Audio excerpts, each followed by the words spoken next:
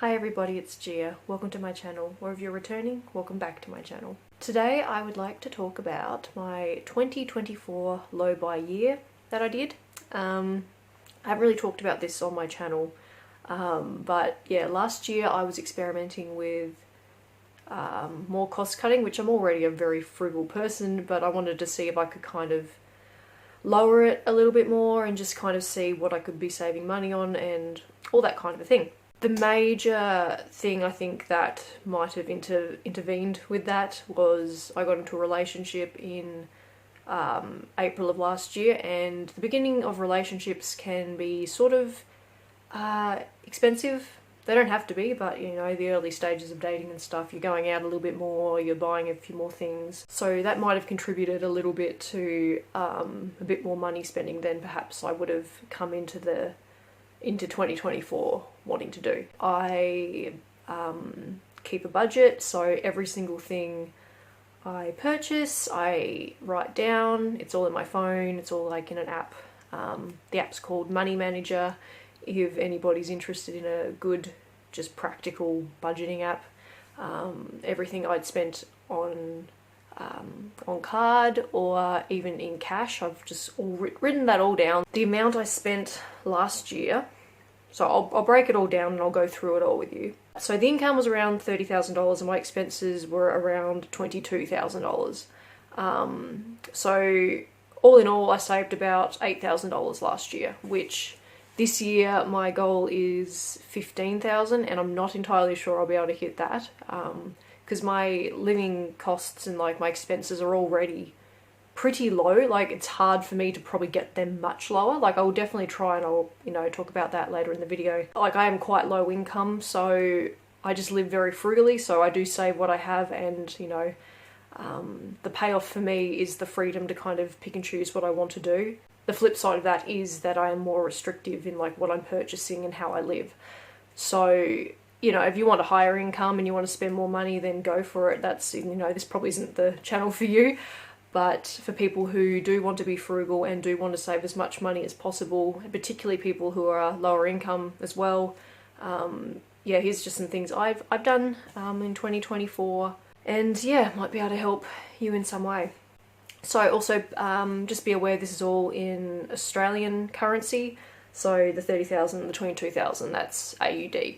So US amount or UK or wherever you're from, you know, that's going to vary. So this is all Australian currency. So if you're not too sure what the conversion rate is there, just, yeah, give it a bit of a Google. So first things first, a lot of people in my previous videos have been asking what my income actually is, because at the moment I'm not, I guess, technically working like a full-time job or anything like that.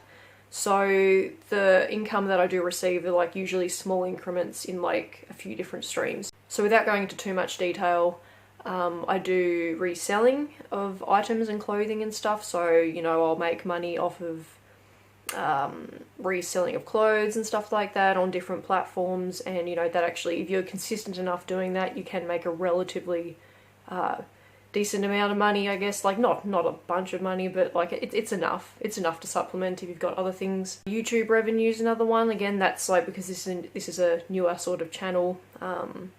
That's just kind of starting to take off a little bit more. Like, there is some income coming in. I had a previous YouTube channel, which I've kind of, you know, haven't really touched in quite a while. So that was kind of making a little bit of money as well. And I've also got a bit of compound interest coming in each month as well. So that's also supplementing my savings, which I'm not going to say how much I've got in savings, but it's enough to live off of quite comfortably.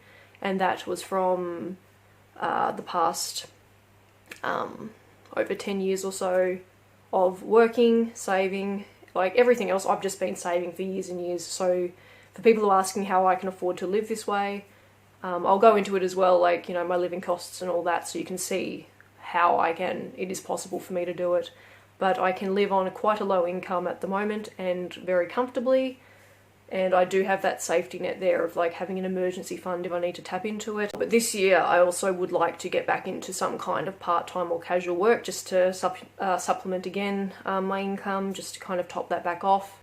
as well as continuing this YouTube channel and seeing where that goes. It is a passion project and it is something that I am enjoying doing and putting effort and time into, so if my channel does well, it does well. If it doesn't, it doesn't. So that's just how that is. So well, first of all, we'll get into the nitty-gritty of my main expenses. So we'll go in order from lowest to highest from all my expenses. So as you can see, it may be backwards actually, now I'm looking at it, but if you can flip it in your mind, I'll just explain it anyway.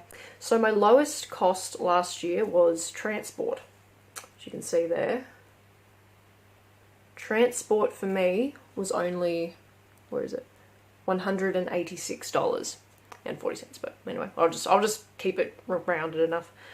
So transport for me was about $186, and the reason why that is so cheap is because I don't drive. I catch public transport most places, or I walk because I live quite close to the centre of where I'm needing to get to. Transport for me was very cheap last year compared to a lot of other people's whose transport is one of their highest cost, like cars and all that sort of a thing, the maintenance, the petrol, all those things.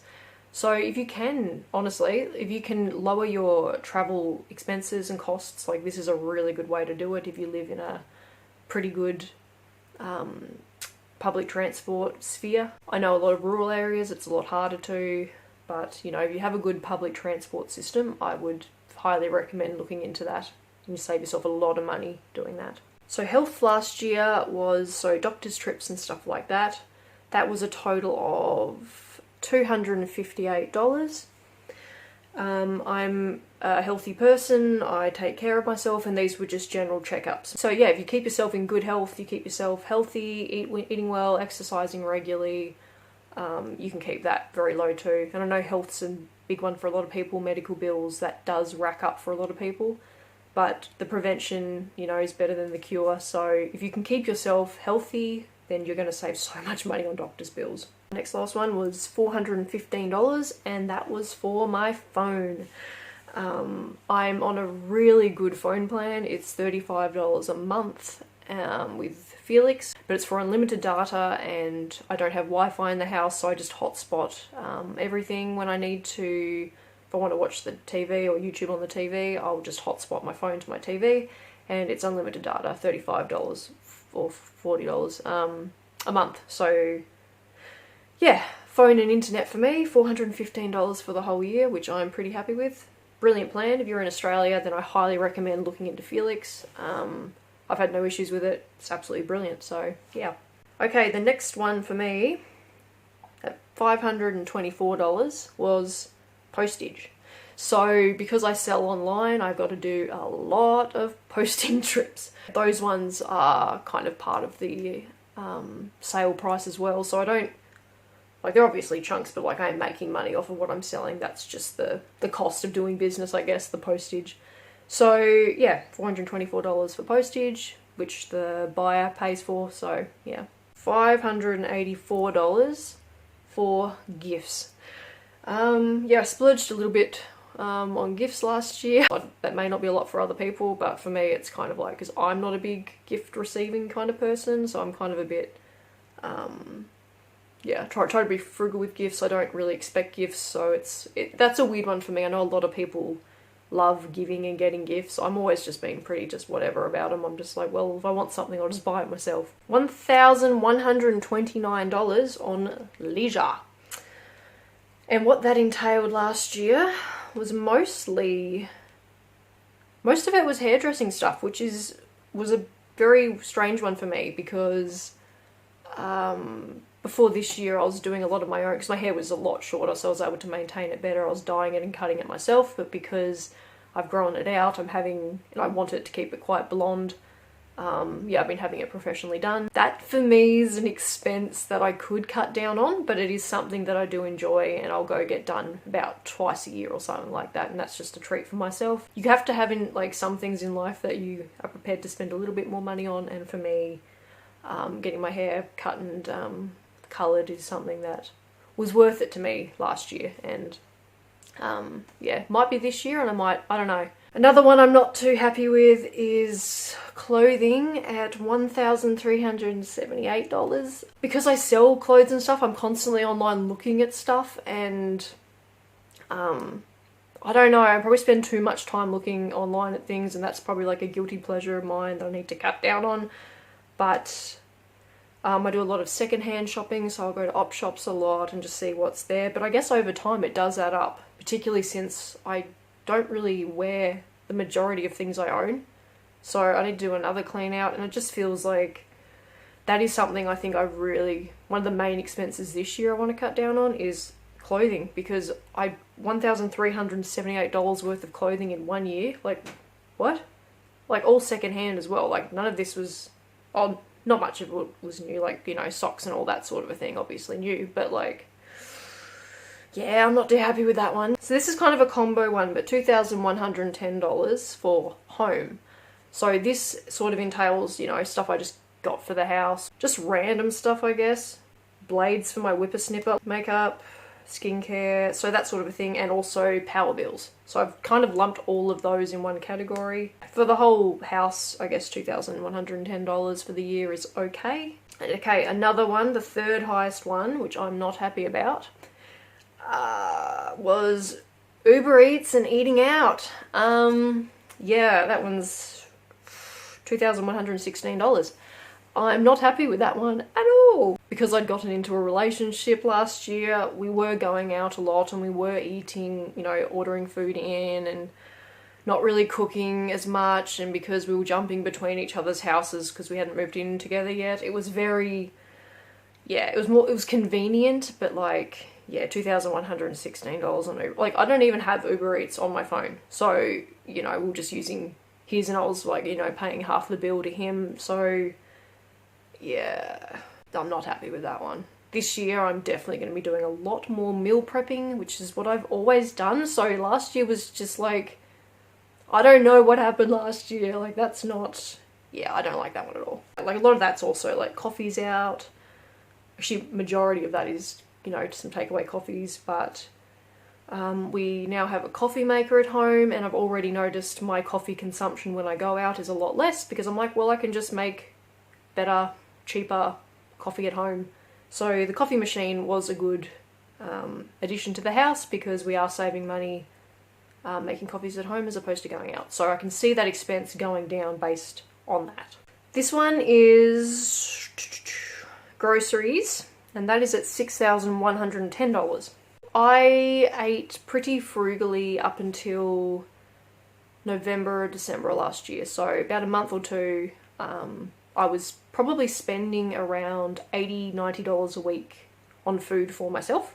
So I do the one grocery shop a week and just live off, you know, of $80, $90 for one person, which I think is pretty good, particularly with how expensive food prices in Australia are. I was eating mostly quite simple meals. I'm quite a meat-heavy, protein-heavy diet, so the main cost there, that would have been, you know, red meat and stuff like that. So I don't mind spending a bit more on groceries. I think that is a very important category to be spending money on, because I think when you value your health and you're looking after yourself, then you're going to avoid more expenses down the line if you're looking after your body. I eat kind of what I need to. Like, I enjoy food. I really enjoy food, but I'm perfectly happy having a basic plain meal or having a fancy gourmet meal. Like, it doesn't bother me. Whereas I know for a lot of people, going out and having dinners and all that is like that's something they really enjoy and are happy to spend money on, and I think that's great. But for me, like, that's not an overly like high priority. Now, the big one, the main one, as is most of ours, is rent. And that is at $7,800, which I know for Australia is a very... That's hardly anything, I know that. So I'm very fortunate to be in the place that I'm currently in. This place is owned by a family friend, and she has kept the rent super low for us.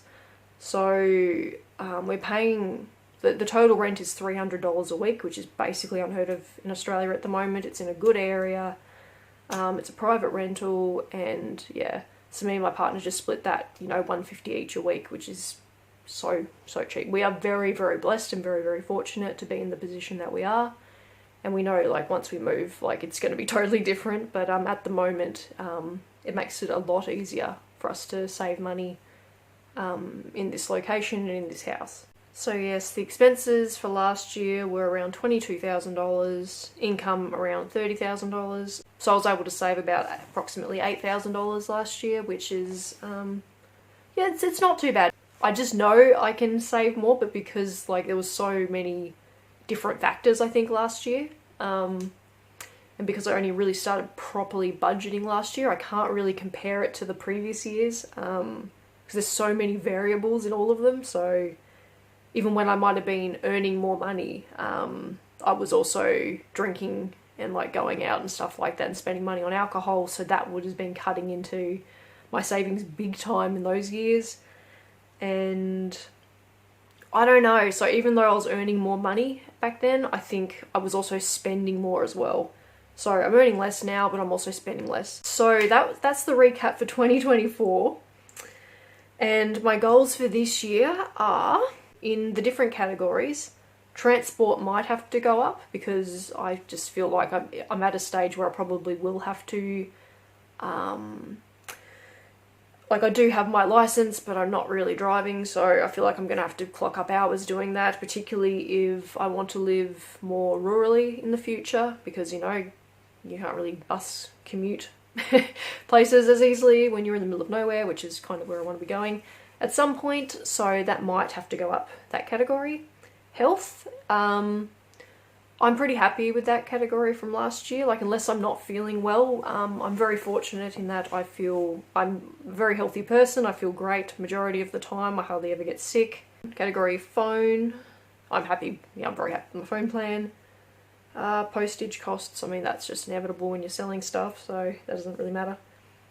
Gifts, like, it depends, you know, what it is and if they really want it. I'm just not a big gift person. I never really have been, so I prefer to, like, hand make stuff, so I made some cool presents for people last year. Leisure, well, I don't like spending money on that category as much, but I also like treating myself and having my hair done every once in a while, a couple of times a year. So I would like to get lower that, but at the same time, I'm not too fussed, because it is just kind of like a once off, twice off a year kind of a thing. So clothing, now I definitely want to lower that. I don't want to be spending $1,300 on clothing this year. So I might try to do like a low, very low buy on clothes this year and just see how I go. Home, what's the category there? Well, a lot of that's power bills and stuff, so that's unavoidable. I already keep my power costs quite low, so I don't know how I can really lower that even more. Uber Eats, eating out, definitely want to lower that one. Like, really want to lower that one, so that one won't be as hard, I think, now that my partner has moved in, so we're doing more meal prep. Groceries, $6,100. Again, I can probably get, like, not as fancy cuts of things. Like, I can definitely do that, and I'm more than happy to do that. But I think more meal planning, more meal prepping, getting back into that this year is something that I really want to do. But again, groceries are one of the main things I don't mind spending a bit of extra money on, just because that's the fuel your body needs to survive, basically. So if you feed it crap, you're going to feel like crap. You feed it good stuff, you're going to feel good. So that's my thoughts on that anyway. So yeah, I can definitely still lower it though. Rent, which, you know, that's just set. I don't think I'm going to get a lower place rent than this place currently, so I'm happy with that at the moment. So something that I will be spending money on this year, I will be spending more money on exercise and health related stuff that way. So I've signed up to do pole dancing at the moment. I think that starts next week or something, depending on when I upload this. So I want to try some new activities that I've not done before and new health related things. It's just good to maintain and get yourself out of your comfort zone and yeah, branch out a bit and just try new things. So that is something that I'm happy to put a bit of money into this year, is new experiences and things that are good for me. I also might take up swimming. I might do that one. I'll see how I go with pole first. If I like that, I'll just kind of continue that.